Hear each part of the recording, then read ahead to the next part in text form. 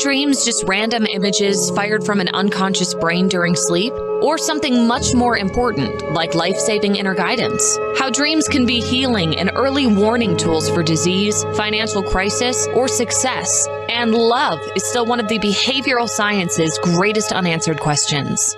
Hello, I'm your host, author Kat O'Keefe Kanavos. Welcome to Dreaming Healing, where dreams and cutting-edge scientific research meet on syndicated Dream Vision 7 radio network. Dreaming Healing is every Tuesday at 9 a.m. and 9 p.m. Eastern, with live shows on the first and third evenings at 9 p.m. Eastern, 6 p.m. Pacific, when you can call in and ask Kat questions about your amazing dreams. Talk on air. Call toll-free, 833-220-1200. That's 833-220-1200. Come live your dreams out loud with Kat.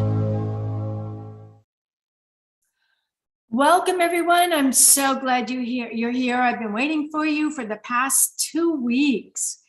Tonight, we are going to actually be talking about mysticism and you. And if you're only listening to the show right now, this is a live video podcast. So if you'd like to see us as well, because we have a fantastic panel, if you go to my website, Kathleen O'Keefe Kanavos, or The Queen of Dreams in the search bar, it'll take you to my website. And if you look up in the right hand corner at the very top, there's a button there that says Dream Vision. Click that and it will take you right to my page on Dream Vision 7 radio network. And from there, scroll down and you'll see a little TV set with little antennae on it, and it says YouTube. Click that and you'll see us and not just hear us. Last week, our show title was Dreams of Success, Getting Unstuck in Love and Money with Frank Zakari. If you missed it, you can catch it on the archives on my Dreaming Healing website. Again, from my website, The Queen of Dreams, or Kathleen O'Keefe Kanavos, and that's Kathleen OKeefeKanavos. Yes, I'm a good Irish girl who married a Greek. Our house has lots of fireworks in it. So before we get started, I want to talk a little bit about mysticism. You know, who are you? And better yet, why are you? Mysticism and mystical expression have been a part of our life, health, and healing since the dawn of humanity. We have a panel of experts with us tonight to answer those questions and much more. But first, you got it. We're going to do my favorite protection and cleansing meditation. So if you're driving right now, please don't close your eyes. Just listen, it'll work. So for those of you who are new during this meditation, we're going to imagine holding something small but powerful with love, maybe something given to you in a dream by your guardian angels, like my feather, or a spirit guide, or a deceased loved one. It can be a piece of jewelry, your favorite flower, your favorite crystal, anything in your hand, in your mind, that is your power gift. This could be your power gift, a pearl of wisdom. We're going to use that to create a mirrored protective bubble around us. And we are also going to take 3 deep breaths in and blow them across the room into the purple flame of Saint Germain to cleanse our body. Okay? You ready? All right, get really comfortable. Imagine yourself getting deep, deep, deep in your seat. Just kind of relax. Close your eyes unless you're driving. Keep your eyes open then. And just take a deep breath in. Fill your lungs up. Feel your lungs filling all the way to the bottom. Hold it. Imagine any negativity from this week getting into that breath of life and blow it across hard, all the way across the room into the beautiful flame of Saint Germain, where it's converted into beautiful golden energy and return to the universe so that we do not litter. Another deep breath in. Hold it. Imagine maybe something negative you said to someone. Maybe you didn't mean to, but it came out. It's in that breath of life. Blow it out across the room. One more time, deep breath in. Imagine something that was said to you in your past, something that was hurtful that you carry with you now. So you go into that breath of life. Blow it out across the room. It's out of you now. Into the purple flame of Saint Germain, where it's converted into beautiful energy and returned to the universe. Now imagine holding your power gift. Swing it around your body. It's either your imaginary gift or the real one. Swing it around your body. Imagine building a beautiful mirrored bubble around you that only allows that which is of the highest and best to be brought into that bubble by your guardian angels and your spirit guides. Anything else is reflected back from whence it came. We wish it so, and therefore it is. When you're ready, slowly open your eyes. Feel yourself coming back. If you need to, put your fingers together like this. Push 3 times. 1, 2, 3. Feel yourself going in. Isometrics. Now pull on your fingertips. 1, 2, 3. Feel how it just pulls you back in and centers you. I love that. So let's get back to our question. Who are you?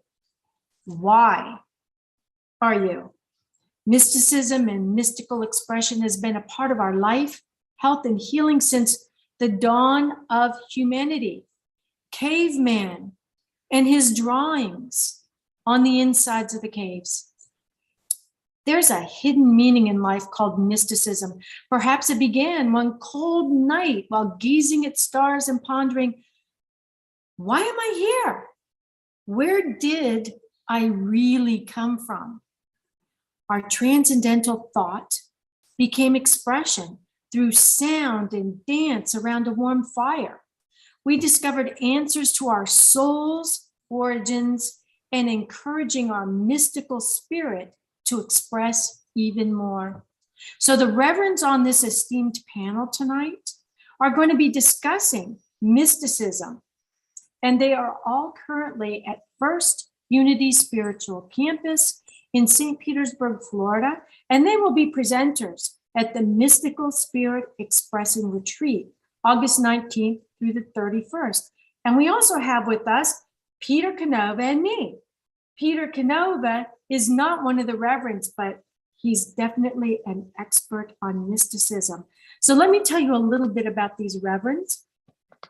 Some of them were not able to make the show tonight because of airline problems. Yeah, we've all had those, right? It took me 3 days to get back from Tucson. Well, one of our reverends tonight is stuck at the airport, and another one's not feeling well. But I want to tell you about them anyhow, because they are going to be part of the mystical retreat. Reverend Jon Scott is the new First Unity leader at St. Petersburg Spiritual Campus. Yeah, I'm doing really well, right? Whose religious heritage is 3 generations of fundamentalist preachers. It gets better, it really does. Then Reverend Serena Hemmer is not going to be with us tonight, but again, she's an ordained metaphysical minister, psychotherapist, hypnotherapist, cosmic sound shamanist, and author, illustrator, and ordained as a New Thought minister. We also have Reverend Sandra Kitt, who's not going to be with us tonight because she wasn't really feeling well. And she serves on the First Unity Spiritual Campus leadership team. She leads retreats and instructs individuals and groups on thriving, dreams, and spirituality. And we're actually going to be doing Unmask Your Dreams together. You may see some of my dream masks behind me. We also have Reverend Carolyn Ballenger, and she's a recently ordained New Thought Minister at First Unity St. Pete through ELI, which is the Institute for Leadership and Lifelong Learning International. Peter Canova is a businessman doing luxury hotel development. He's a multi-award-winning author of the book Pope Annalisa and Quantum Spirituality, which is coming out in December. He has a show on Dream Vision 7 Radio Network called Quantum Spirituality. He's also a national and international keynote speaker. He's spoken at Unity National Convention and Centers for Spiritual Living National Convention, and led off the speaker at GATE, G-A-T-E, which is Global Alliance for Transformational Entertainment. So welcome to the show, panel. Hi, nice to be here. So let's start with Peter Canova. Peter, what does mysticism mean to you? Well, hi everybody. It's nice to be here. If you're no, I just got through the swim, hence the cap. And if you see a little shading in the back of my head, it's not evil spirits. It's just technical glitches here. So, mysticism. Well, just a little simple walkthrough of mysticism. The word mystic or mysticism implies something hidden. That's what a mystery is. It's unraveling something that's hidden. So the question is, what exactly is it that's hidden? Well, in a spiritual sense, and this is what the context that we're talking about it here, spiritual mysticism is about uncovering hidden dimensions of reality, unseen dimensions of reality. And when we get a little bit further into that exercise, what we really find out is that these hidden dimensions really are dimensions of consciousness. We think of dimensions in certain ways, height, space, width, and so forth, or there's scientific definitions of mysticism. But in reality, mysticism really, and dimensions of existence are really nothing more than different vibrations or levels of consciousness. Now, we can't always see those. It's like the color spectrum. Some colors we can see because it's within the realm of our senses. Other colors are pretty much invisible to us.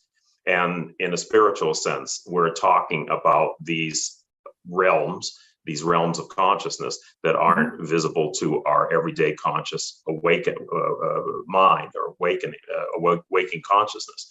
So the art of spiritual mysticism is really a way of uncovering the higher consciousness from which we came, which we all descended, and working our way back through those different layers to understand that there's a lot more to life than just what we see, feel, hear, touch, and smell.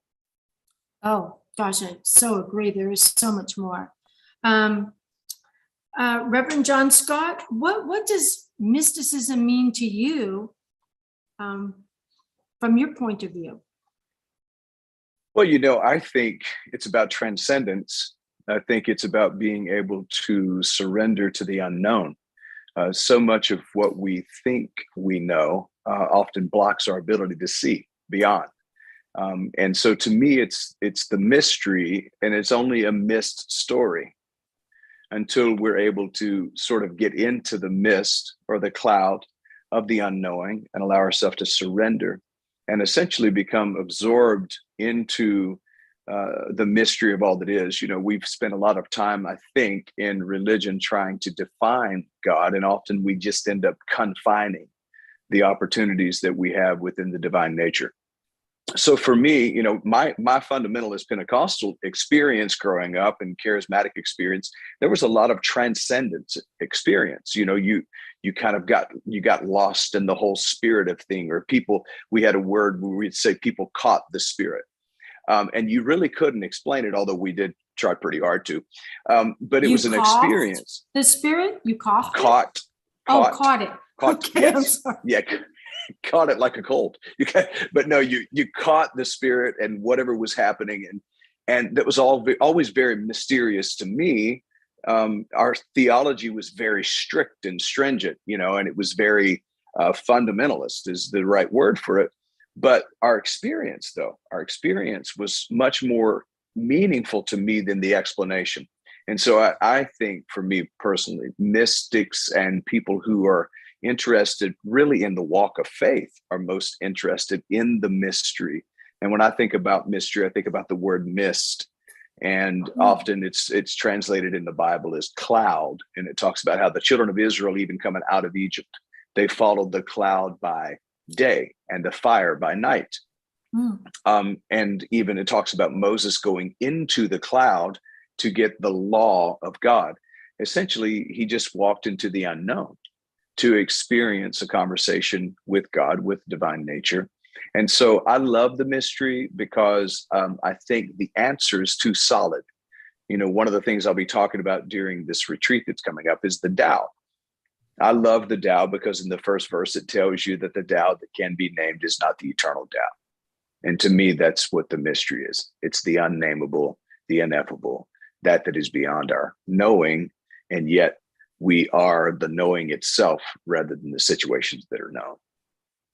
I love that. I remember I was in high school and I was asked to speak at our church. And so I was talking about when Jesus said to the devil when he was being tempted in the desert, "Get thee behind me." You don't have to deal with it. You don't have to explain it. You don't have to say why. Just get thee behind me.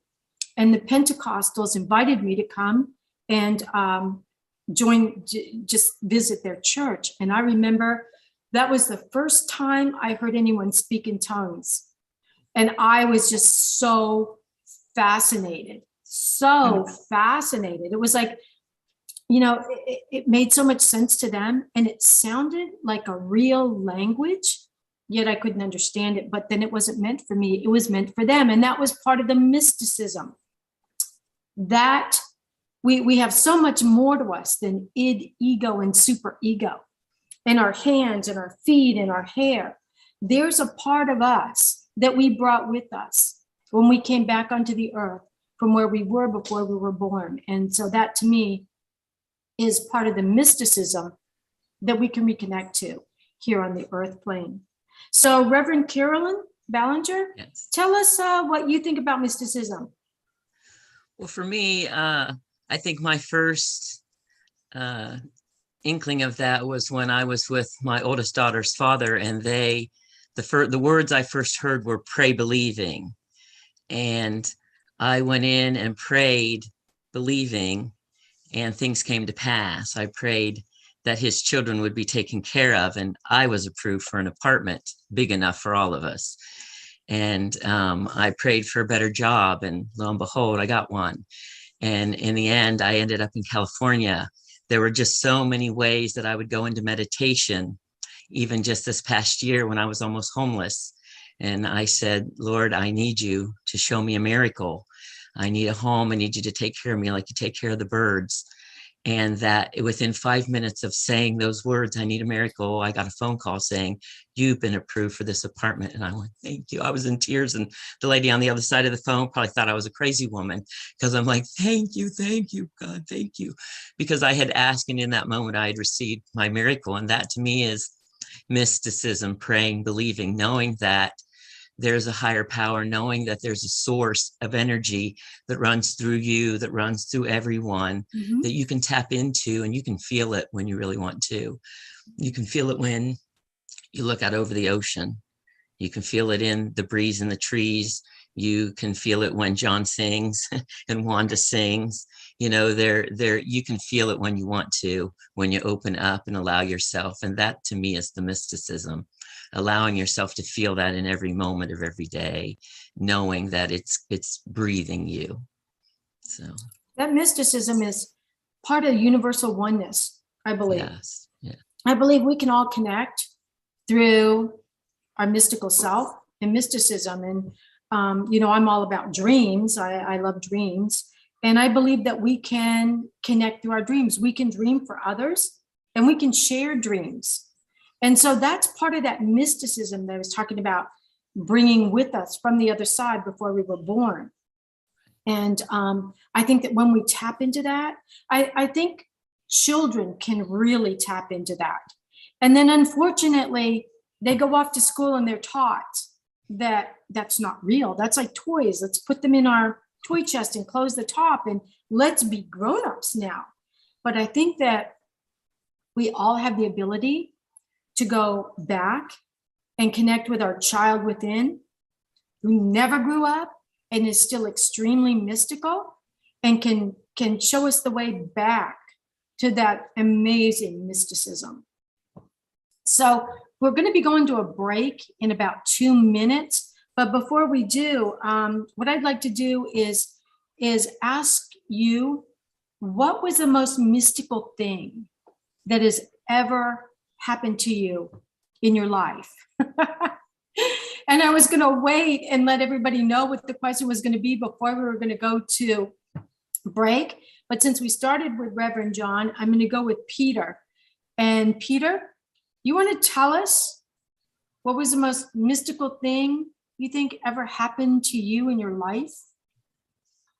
Well, for me, it was an easy thing to recall because it's the thing that really set me on the course that I've been on in most of my adult life, the one that led me, let's say, off the track from, being your average businessman to looking at different ways of seeing life. And that was when I found out that I was a medical intuitive without any prior experiences that I would call mystical or psychic.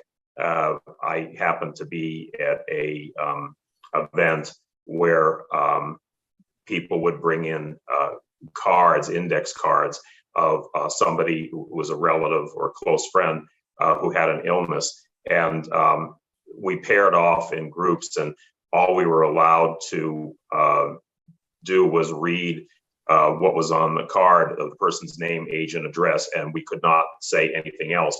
And then the other person had to sort of see if they could visualize and see what was going on. And I remember the very first instance I had was a case I had was a gentleman down in Miami, an elderly gentleman, and his heart, in my mind, looked like it was tilted at a funny angle, causing the aorta to be pinched off. And I said that, he appeared to have a blockage in his aorta. And the person with the card is not allowed to say anything else, but, either we don't have that information, or could you please tell me something else? And so they said, okay, could you please tell me something else? And I said, well, I see a metallic object down the bottom of his heart. I think it's a pacemaker. And they said, okay, that's correct. Can you tell us what year the pacemaker was installed? So I saw the hands of a clock spinning around. They stopped very suddenly at 10 o'clock, which to me indicated 10 years earlier. And this was 1975. I'm dating myself a little bit here. So it was 1965 that he had the pacemaker installed, and that was also correct. So then I proceeded to do a number of other cases very accurately. So for somebody who really never had any exposure to what you'd call psychic phenomena or mystical phenomena, this was a real surprise to me. And I remember going home that night thinking that, if I can read what's happening inside another person, that means we all have to be connected at some deeper level. Some consciousness, some unity has to exist at a deeper level that we can know these things. And, from that point on, it actually changed my life. I began to study mysticism. I began to study quantum physics. I started to write books. And the more I got into this, the more things were revealed to me that people would think are very out of the ordinary, but they became part of my ordinary existence. Oh, love it. Well, we're like a minute out of past the commercial break. So when we come back, we're going to ask Reverend Jon Scott the same question, and Reverend Carolyn Ballenger. In the meantime, don't go away.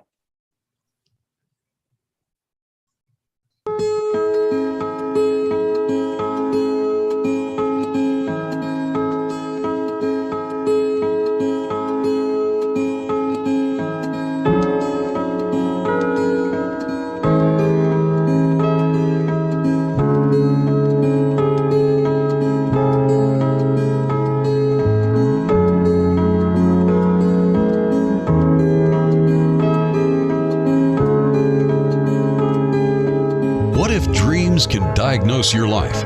What if we can meet the love of our life in dreams? Join host Kat O'Keefe Kanavos, the #1 internationally best-selling author of Dreams That Can Save Your Life, written with Duke University medical doctor Larry Burke. Dreaming Healing is where we'll explore dreams, research, and interpret dreams from you, the caller. Dreaming Healing shows can be heard every Tuesday at 9 a.m. and 9 p.m. Eastern, with live shows on the first and third evenings at 9 p.m. Eastern, 6 p.m. Pacific Time on syndicated Dream Vision 7 radio network. Come live your dreams out loud with Kat. Omega Institute, offering workshops, retreats, and online learning dedicated to awakening the best in the human spirit.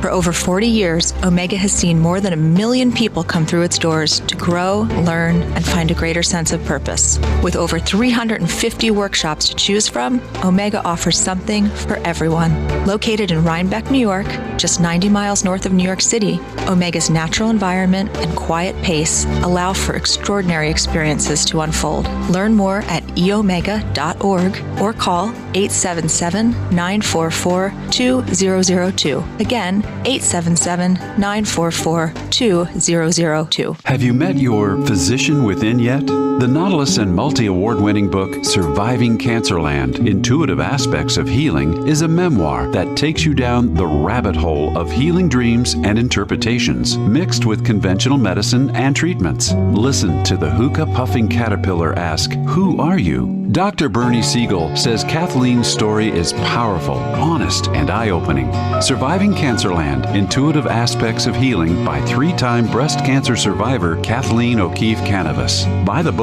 and audio at KathleenO'KeefeKanavos.com and worldwide through Amazon and other retailers. Ever had a strange dream? Nautilus Award winner, Dreams That Can Save Your Life, Early Warning Signs of Cancer and Other Diseases by Kathleen O'Keefe Kanavos and Duke University radiologist Dr. Larry Burke, forward by Dr. Bernie Siegel, shares how people like you self-advocated in the face of adversity and won using dreams. Read life-saving dream stories validated by medical reports. Hear how dreams of dead loved ones saved lives. Use interpretations and journaling as roadmaps in your waking world for health, wealth, and love. Dreams That Can Save Your Life, Early Warning Signs of Cancer and Other Diseases. Buy the audio and book at KathleenO'KeefeKanavos.com in English and Italian worldwide and through Amazon, Barnes & Noble, and other retailers.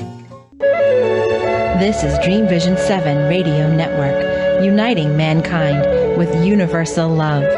Our shows are created from the heart, bringing each listener to a place of divine enlightenment. Breathe, relax, and enjoy. Let life flow. Welcome back, everyone. I'm so glad you're still here. This is Dream Vision 7 Radio Network, and you're listening to Dreaming Healing, and I'm your host, Kathleen O'Keefe Kanavos, but my friends all call me Kat, so I hope you will too.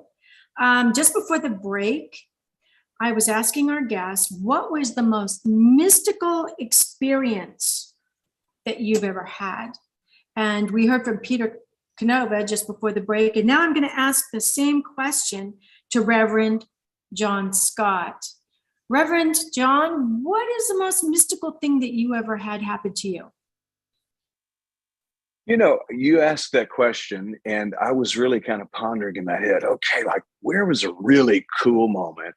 And it's like, I don't even know, really. It's kind of like, oh, there's been so many things that have happened really for me that, you know, to point at one is a little challenging.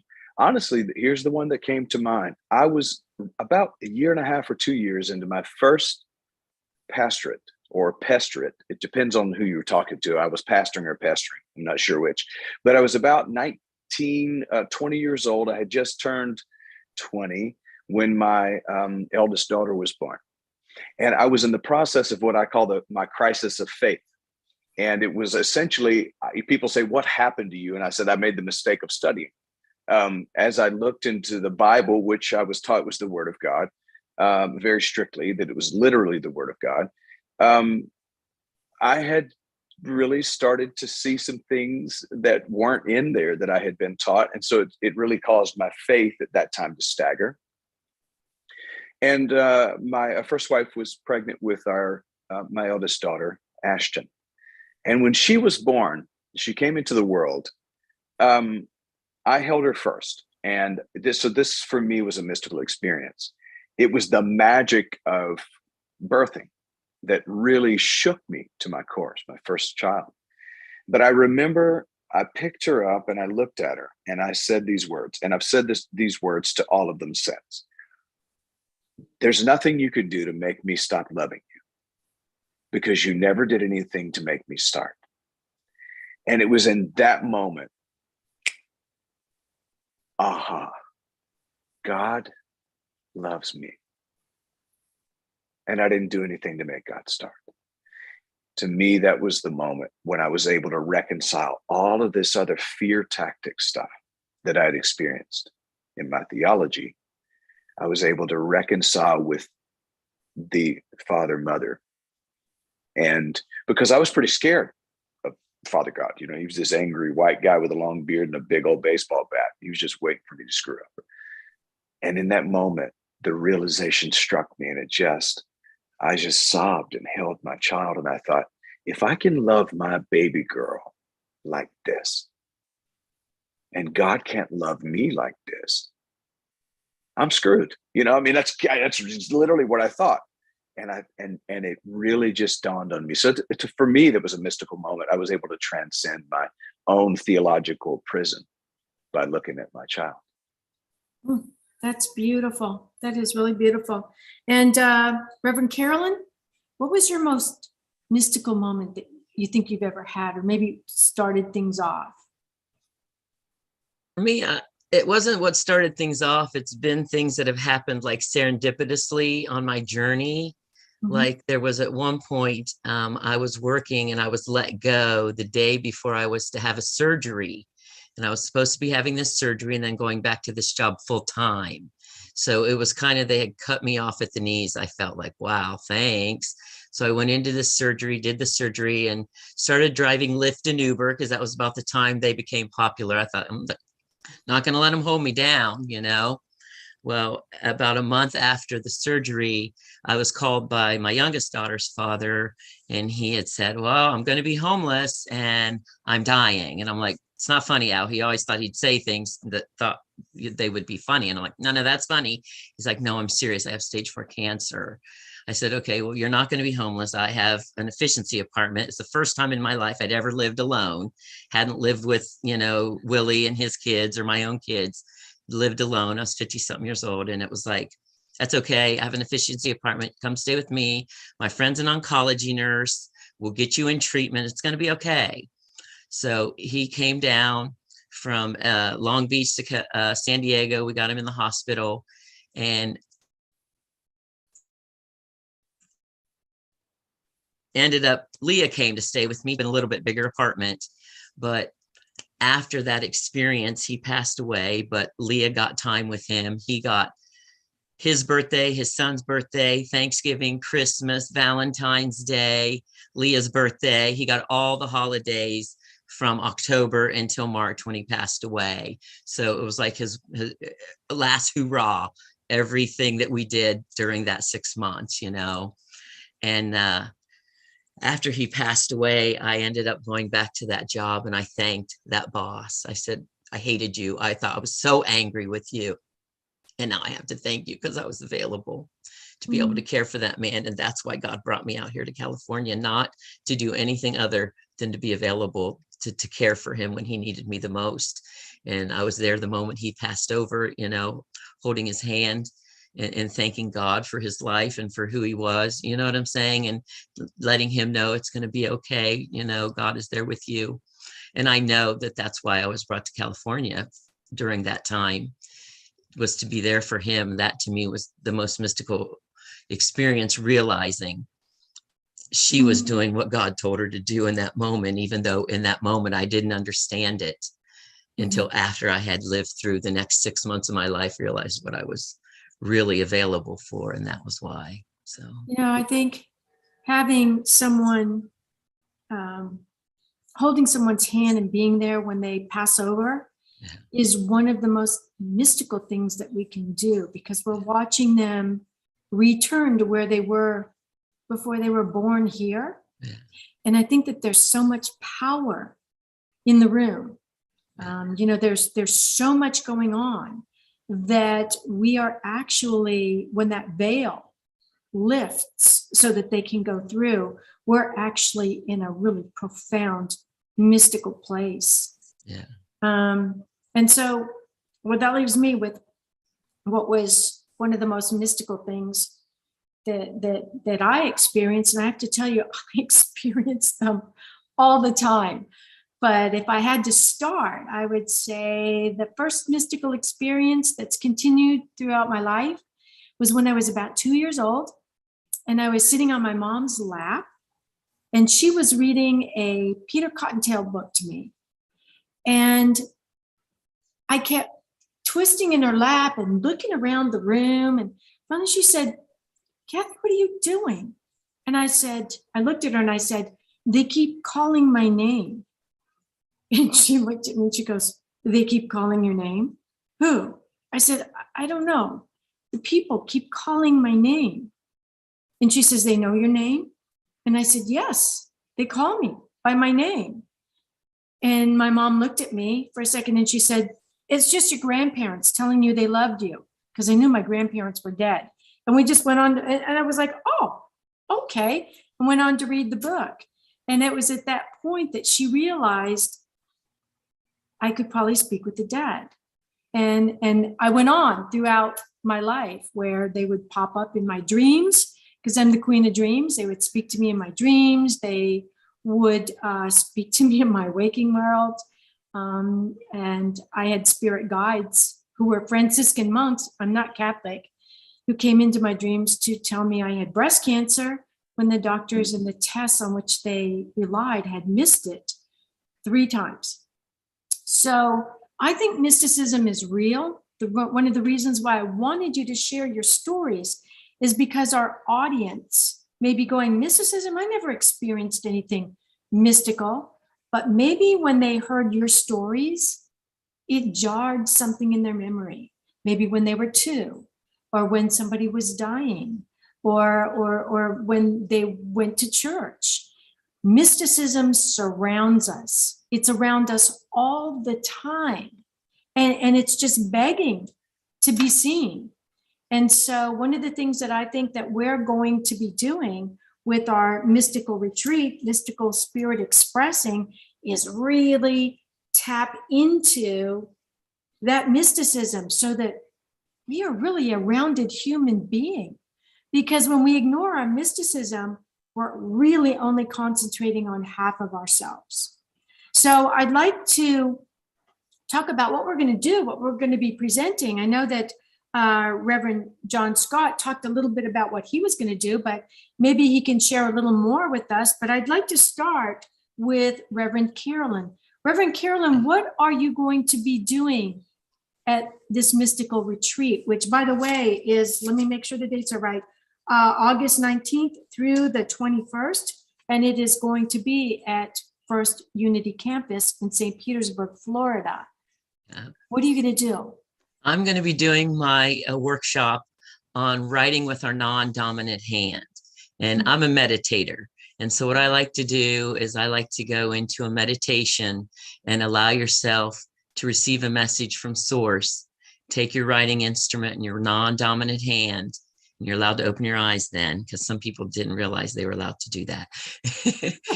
and go ahead and write your message from source with your non-dominant hand. And what that does is it allows you to access the other half of your brain.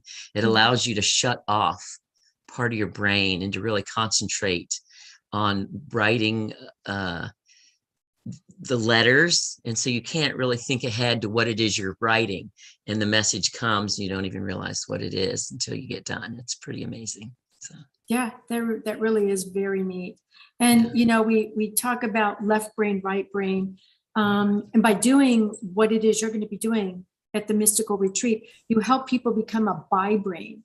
I think it's only like 2% of the country, usually people who are more ambidextrous. So by getting the people at the retreat to use that non-dominant hand, not their left hand, because maybe they're left-handed already. Right. So they'd be using their right hand. It's whatever hand is not dominant. Non-dominant. You're using that hand. It's going to help you become more of a bi-brain. And when you can start being a bi-brain, I think Einstein said one of the ways someone can become truly intelligent is to be able to hold two opposing thoughts in their brain at the same time, because Einstein was very, very bi-brain.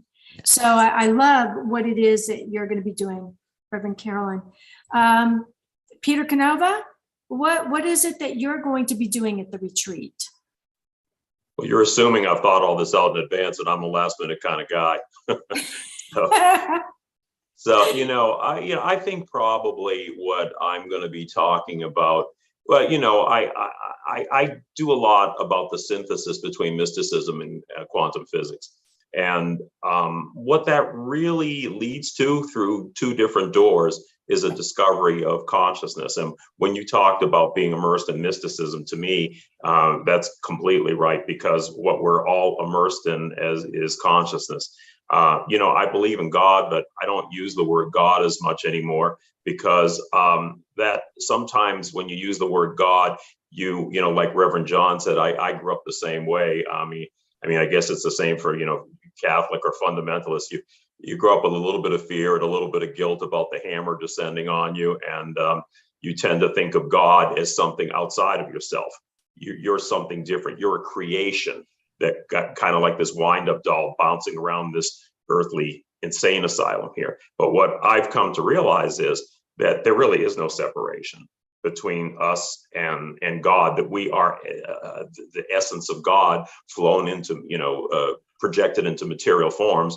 Now, we don't really remember that, because in order to get to where we are, we had to dumb down our consciousness. And that's why we don't really recollect all these dimensions and things that we're talking about around us.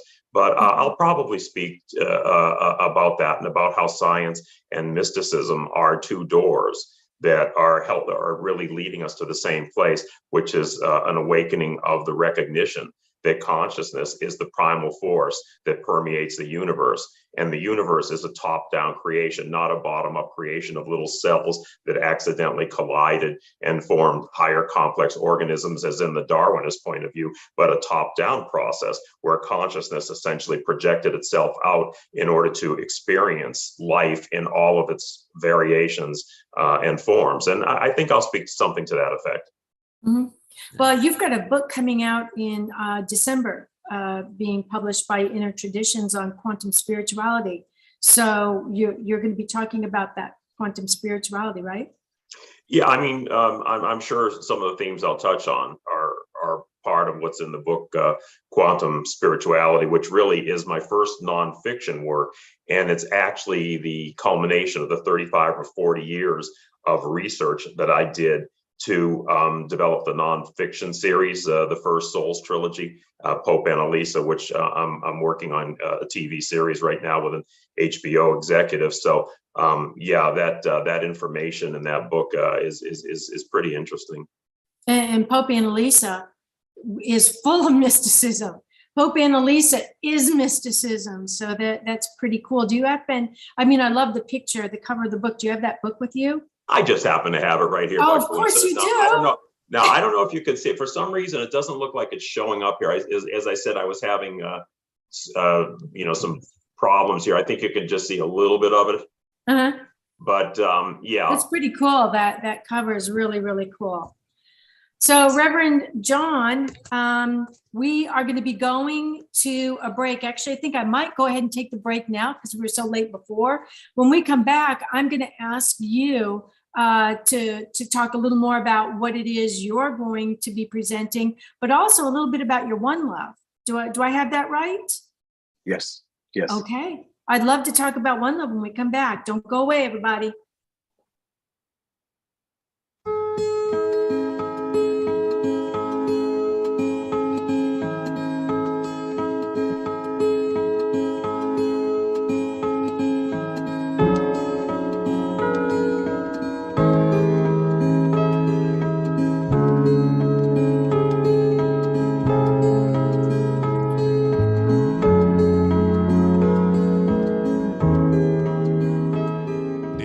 that every word you speak matters? What you say and how you say it can make or break a relationship or shift the outcome of any situation. Are your conversations making a difference? Faith in God, gratitude, authenticity, and giving are Teresa Velarde's heart. It's in this spirit that she's focused on making a difference in the lives she's blessed to touch. Conversations That Make a Difference is now on syndicated Dream Vision 7 radio network every Tuesday at 5 a.m. and 5 p.m. Eastern Time, with live call-in shows every first and third Tuesday at 5 p.m. Eastern.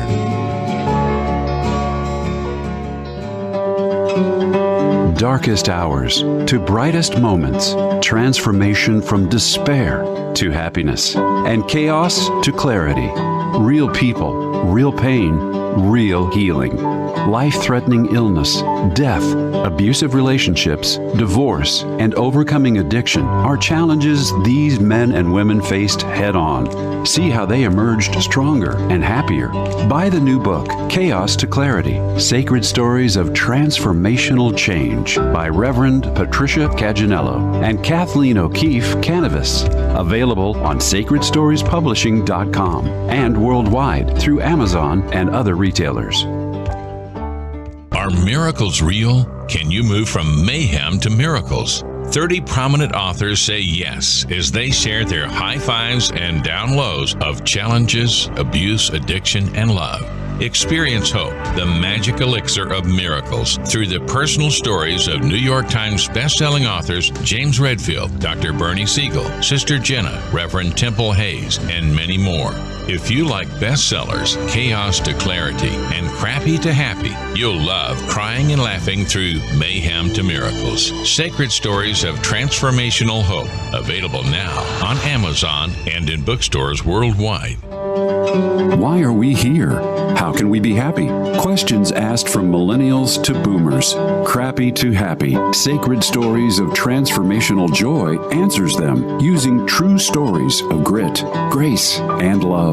James Redfield, author of The Celestine Prophecy, wrote in the foreword, "This book is a seminar about emerging truths and offers grounded solutions through the art of the comeback." Dr. Bernie Siegel, a contributing author, wrote, "Bodies die, but spirits and consciousness survive and recycle." So, grab some tissues, open your book, and prepare to cry and laugh till it heals. Crappy to Happy by Reverend Ariel Patricia and Kathleen O'Keefe Kanavos. Available from Amazon, Barnes & Noble, and booksellers worldwide. This is Dream Vision 7 Radio Network, uniting mankind with universal love. Our shows are created from the heart, bringing each listener to a place of divine enlightenment. Breathe, relax, and enjoy. Let life flow.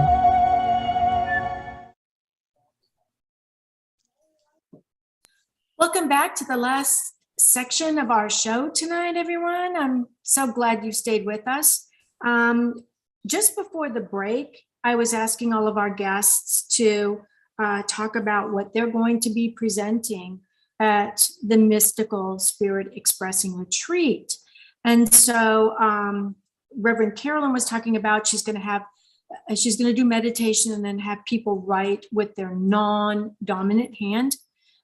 Peter Canova is going to be talking about quantum spirituality mixed with mysticism. And so now I'd like to ask Reverend Jon, what is it?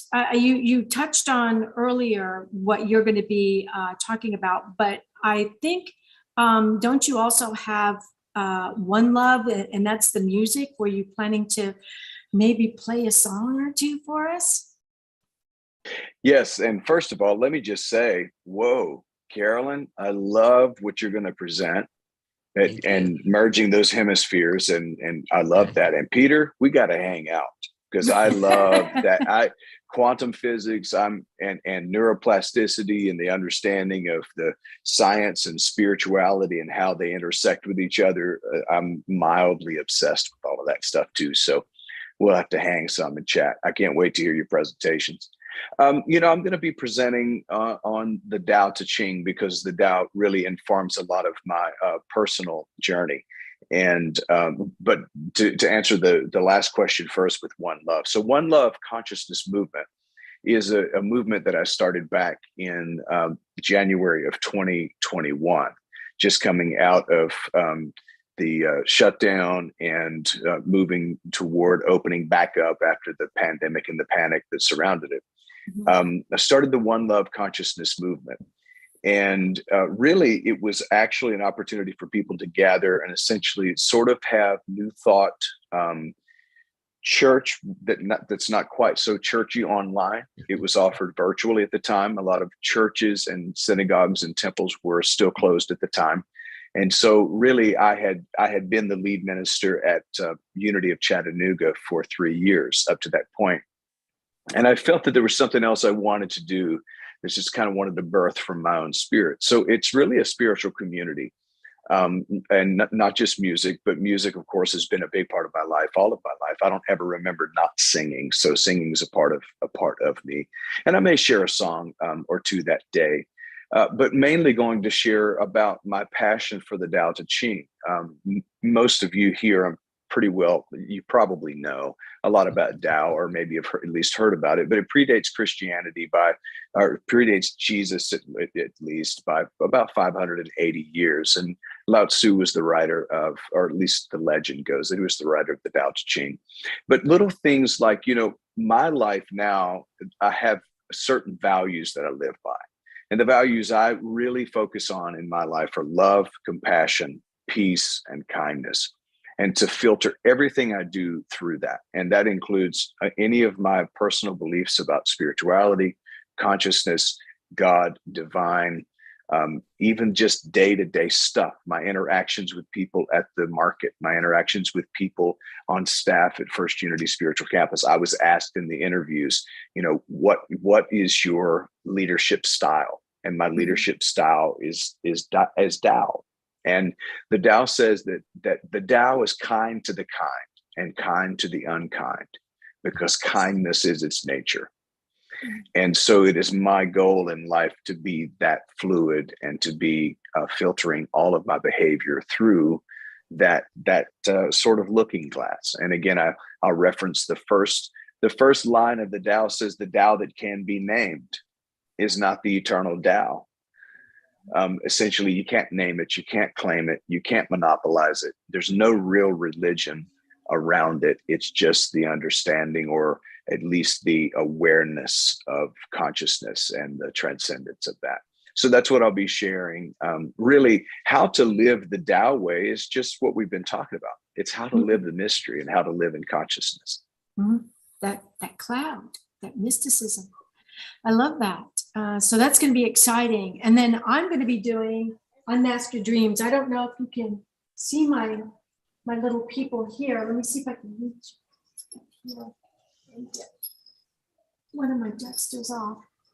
This is one of my masks I'll be bringing. And if I'm all about dreams. And I believe that our dreams are sacred doorways to divine messages. So what I do is I put all the masks up on the stage, and the audience gets to pick a mask that speaks to them to help them unmask their dream and find the message, the divine message that's been given to them. So I'm going to be doing that with Unmask Your Dream. And then we're also going to be doing the letter to God. And it comes after we do a meditation that is a release meditation. You are forgiving everybody. They are forgiving you. And you write a letter to God, telling them what you're feeling, what you're thinking. And then we finish by burning them all up and sending them to God in smoke. Mysticism and smoke go together like peanut butter and jelly. So that is what we are going to be doing. Somebody did text into me and said, Reverend Carolyn, that your story reminded them of when their mother died. And just before she died, the family was around her. And this woman says she thought right before she passed that she was holding her mother's hand, and her mother said, they're preparing the pasta for the party. And she said, what do you mean? And she said, I've got to go home. And her mom died.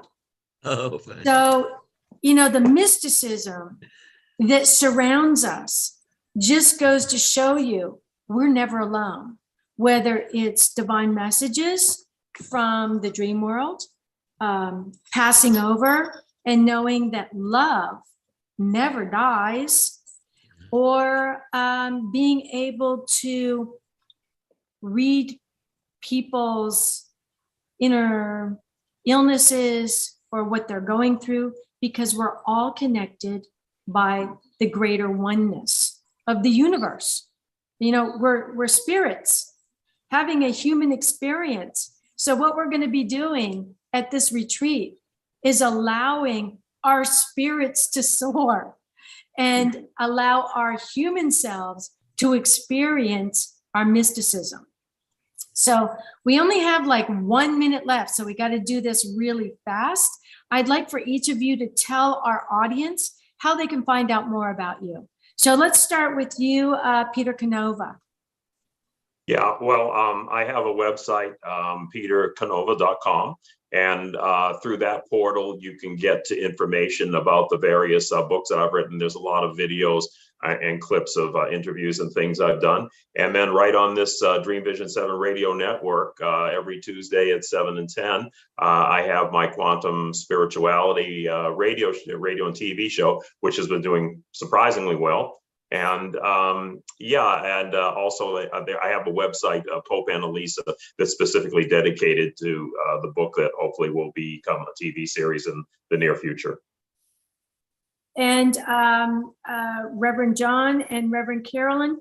Reverend Jon, can you give us the link to First Unity Spiritual Campus where we can find you on the website there? Yeah, absolutely. So you can go to firstunity.org. firstunity.org, and it'll open up all that we have available in St. Peter First Unity Spiritual Campus. And for One Love Consciousness Movement, it's just IamOneLove.com. Well, thank you all for being with us tonight. This has been a great panel. And I just want to say that mysticism and mystical expression have been a part of our lives. And listening to you, it just proves it.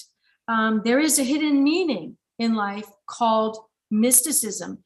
And I hope those of you listening tonight will come and join us for the mystical retreat, and where we'll be dealing with dreams, quantum spirituality, and everything mystical. Until next time, you've been listening to Dreaming Healing on Dream Vision 7 Radio Network.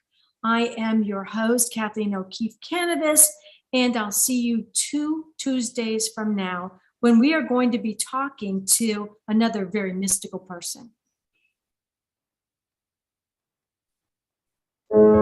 Thank you for joining us this evening, and a big thanks to our producer. Tune in next time to Dreaming Healing for more cutting-edge research, live dream interpretations, and stories with radio host and award-winning author Kat O'Keefe Kanavos.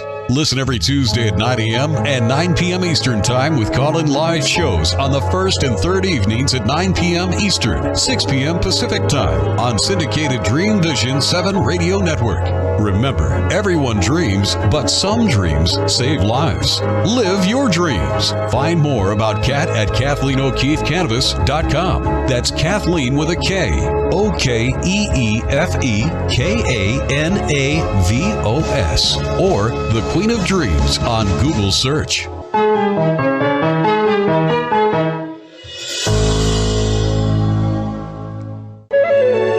This is Dream Vision 7 Radio Network, uniting mankind with universal love. Our shows are created from the heart, bringing each listener to a place of divine enlightenment. Breathe, relax,